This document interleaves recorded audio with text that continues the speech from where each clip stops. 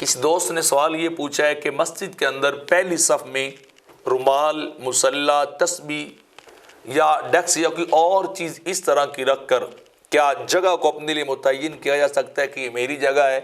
اور میں یہاں بیٹھ سکتا ہوں، کسی اور کو بیٹھنے کی اجازت نہیں ہے؟ تو اس کا جواب یہ ہے کہ مسجد اللہ رب العزت کا گھر ہے جس میں سارے مسلمان برابر کے شریک ہے، اور مسجد کسی کی ذاتی ملکیت نہیں کہ اپنی نشانی یا اپنی چیز رکھ کے انسان وہیں کا مالک بن جائے، بلکہ حکم یہ ہے کہ جو جہاں آئے گا، جہاں اسے جگہ ملے، اسے وہیں بیٹھ جانا چاہیے۔ کوشش کرے کہ انسان پہلے اگلی صفوں کو مکمل کرے، پھر بعد والی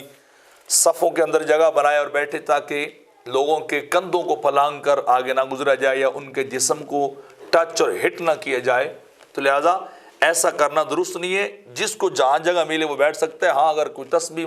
پڑھی ہے، مصلی پڑھا ہے، کوئی اور نشانی رومال وغیرہ پڑھا ہے، تو اٹھا کے اس کو دوسری طرف کر دیں اور خود وہاں بیٹھ جائیں، کیونکہ آپ آئے ہیں تو یہ آپ کا حق ہے، اس کا حق نہیں، نہ اس کی کوئی یہ جگہ گیری ہے، نہ اس کی کوئی یہ ذاتی ملکیت ہے۔